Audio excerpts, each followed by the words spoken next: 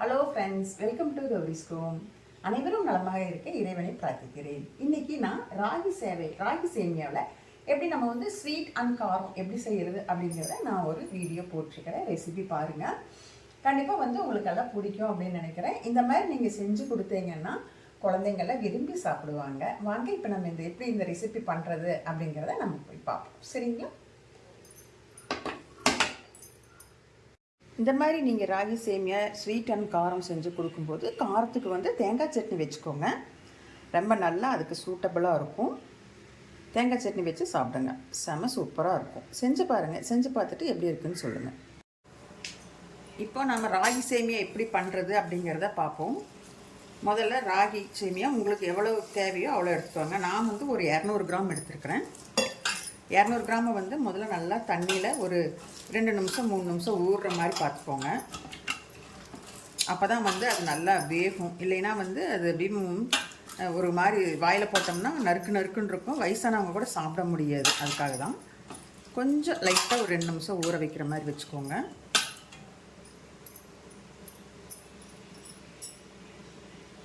இப்போ வந்து ஒரு 3 நிமிஷம் வந்து நம்ம சேமியாவை வந்து ஊற வச்சிட்டோம். இப்போ அது ஊறிடுச்சு. இப்போ இதை எடுத்து ஒரு இட்லி பாத்திரம், நீங்கள் இட்லி பாத்திரத்தில் இந்த மாதிரி வச்சாலும் சரி, அல்லது நீங்கள் சில்வரில் வச்சாலும் சரி, அது வந்து உங்களுடைய விருப்பம்தான். உங்களுக்கு எப்படி சௌகரியம் இருக்கோ அப்படி பண்ணிக்கோங்க. இப்போ இதை வந்து இட்லி பாத்திரத்தில் இட்லி ஊற்றி வைக்கிற அந்த பாத்திரம் இருக்கும் இல்லையா, குழித்தட்டு, அதில் வந்து நான் அந்த சேமியாவை எடுத்து நல்லா பிழிஞ்சு வச்சுக்கிறேன். நல்லா பிழிஞ்சுக்கணும்.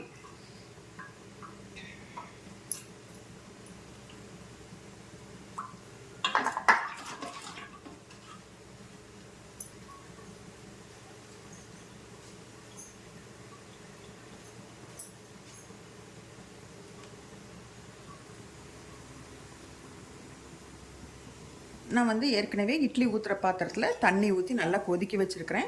ஒரு 10 நிமிஷம் கொதிக்கிற மாதிரி தண்ணி கொதிச்சிடணும்.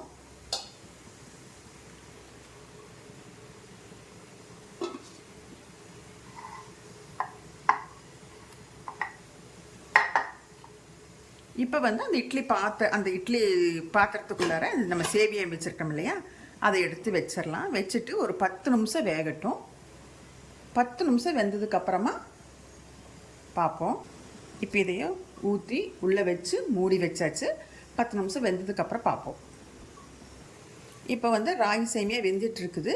அதுக்குள்ளார 2 வெங்காயம், தாளிக்கிறதுக்கு 2 வெங்காயம், 2 பச்சை மிளகா எல்லாம் எடுத்து கட் பண்ணி வச்சுக்கலாம். இப்போ வெங்காயம் கட் பண்ணியாச்சு, 2 பச்சை மிளகா கட் பண்ணியாச்சு, கருவேப்பிலை, கொத்தமல்லி எல்லாம் தாளிக்கிறதுக்கு ரெடி பண்ணி வச்சுருக்குது. இப்போ இன்னொன்று, இது காரத்துக்கு வந்து நான் ரெடி பண்ணியிருக்கிறேன். இன்னொன்று வந்து இனிப்புக்கு வந்து என்ன பண்ணியிருக்கேன்னு பார்த்தீங்கன்னா, கரும்பு சர்க்கரை, அதுக்கு இவ்வளோ தேங்காய் துருவி வச்சுருக்கிறேன், ஒரு ஏலக்காய். நீங்கள் வந்து 2 ஏலக்காய் 3 ஏலக்காய் உங்களுடைய விருப்பத்துக்கு போட்டுக்கலாம். நமக்கு ஸ்மெல் கம்மியாக இருக்கணும் அப்படிங்கிறக்காக நான் ஒரு ஏலக்காய் மட்டும் போட்டுக்கலான்னு எடுத்து வச்சுருக்கிறேன். இப்போ வந்து வெந்தாச்சான்னு பார்ப்போம். பாருங்கள், நல்லா நசுக்குனோம்னா அப்படியே பாருங்கள், நசுங்கன்னா அப்படியே மாவு மாதிரி வருது இல்லையா. இப்போ வெந்துருச்சு. இதை நம்ம எடுத்து ஒரு தட்டத்தில் மாற்றிக்கலாம். சூடாக இருந்ததை எடுத்து மாற்றியாச்சு. பாருங்கள், வெந்துருச்சு. இப்போ நம்ம இதை தாளிப்போமா? எப்படி தாளிக்கிறதுன்னு பார்ப்போம். முதல்ல வந்து இந்த மாதிரி நல்லா உதுத்து விட்டுக்கணும். அது நல்லா உதிர்ந்துருச்சு. இப்படி பண்ணவேமோ. அப்படி இல்லைன்னா நீங்கள் இப்படி கையிலையும் கூட உதுத்து விட்டுக்கோங்க. சரியா? சூடாக இருக்குது, பார்த்து பண்ணணும். பழக்கம் இல்லாதவங்க கரண்டி ஏதாவது வச்சு பண்ணுங்க. இப்போ உதிர்ந்துருச்சு நல்லா. இப்போ இதை வந்து கொஞ்சம் எடுத்து தாளிப்போம்.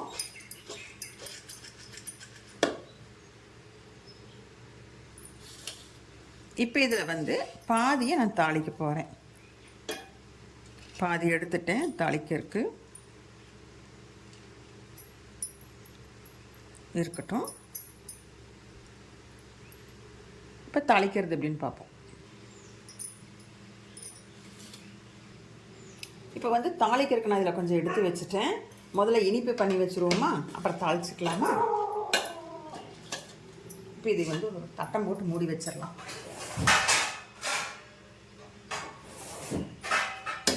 அதை மூடி வச்சாச்சு. இதை வந்து இனிப்பு பண்ணிக்கலாம்.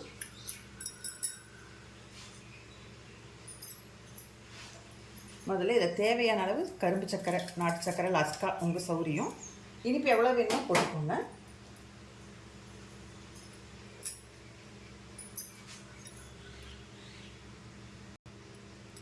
இதில் ஏலக்காய் ஒன்று நான் எடுத்து வச்சுருந்தேன் இல்லையா, அதையும் பொடி பண்ணி போட்டாச்சு. இதில் இப்போது நல்லெண்ணெய் ஊற்றிக்கலாம். நல்லெண்ணெய் வந்து உடம்புக்கு ரொம்ப நல்லது. இல்லைன்னா நீங்கள் நெய் வேணால் நெய் ஊற்றிக்கலாம். இப்போ இதை வந்து நல்லா புரட்டி இப்படி நல்லா புரட்டிட்டோம்னா அந்த எண்ணெயெல்லாம் நல்லா கலந்துக்கும். அந்த சர்க்கரையும் நல்லா வந்து எல்லா இடத்துலையும் பரவி நல்லா கலந்துக்கும்.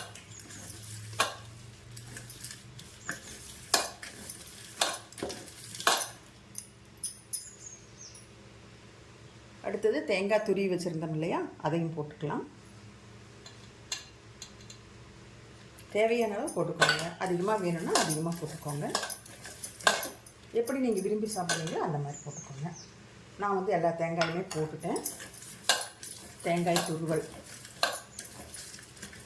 இப்போது நல்ல மனம், அந்த நல்லெண்ணெய், ஏலக்காய், தேங்காய், ராகி எல்லாம் அப்படியே ஒரு மனம் வருது.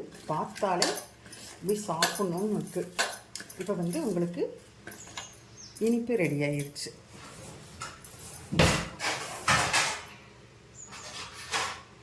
இது அப்படியே கொஞ்சம் நேரம் மூடி வச்சிடலாம்.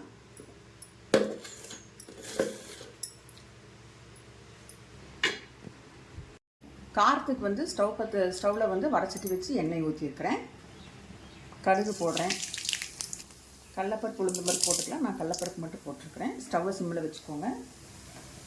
அடுத்தது வெங்காயம் போடுறேன். வெங்காயம், பச்சை மிளகா, கருவேப்பிலை எல்லாம் மட்டும் நல்லா வதக்குங்க.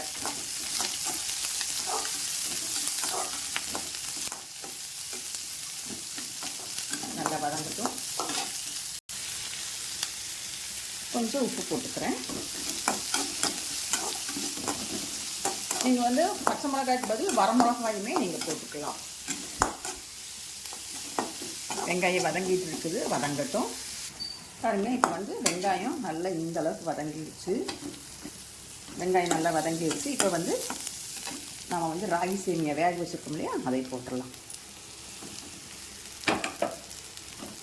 அதை போட்டு இதையும் நல்லா பிரட்டி விடணும். அப்போ தானே உப்பு காரம் எல்லாம் சேரும் இல்லையா, அதுக்காக நல்லா பிரட்டி விட்டுருங்க. இப்போ உப்பு காரம் எல்லாம் நல்லா கலங்குற மாதிரி பிரட்டி விட்டாச்சு. உப்பு பார்த்தீங்கன்னா கொஞ்சம் பார்த்துட்டு உப்பு போட்டு கலக்கிக்கோங்க. இப்போ காரம் ரெடி. இப்போ வந்து கார ராகி சேவை ரெடி ஆயிடுச்சு. இதில் வந்து நீங்கள் தேங்காய் பூவும் கூட மேலே துருவிக்கலாம். சரிங்களா? சூப்பராக இருக்கும். இந்த மாதிரி குழந்தைகளுக்கு செஞ்சு கொடுங்க. நல்லா டேஸ்ட்டாக இருக்கும். குழந்தைங்க விரும்பி சாப்பிடுவாங்க.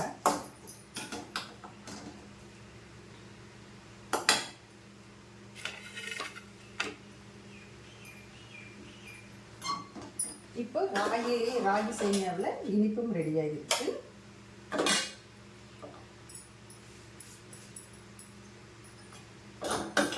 இப்போ வந்து ராகி சேமியாவில் இனிப்புமே ரெடி ஆகிடுச்சு. இனிப்பு இந்த மாதிரி தான் செய்யணும். செஞ்சு கொடுங்க. குழந்தைங்க நல்லா விரும்பி சாப்பிடுவாங்க. குழந்தைங்க வந்து பெரியவங்க வரைக்குமே நல்லா விரும்பி சாப்பிடுவாங்க.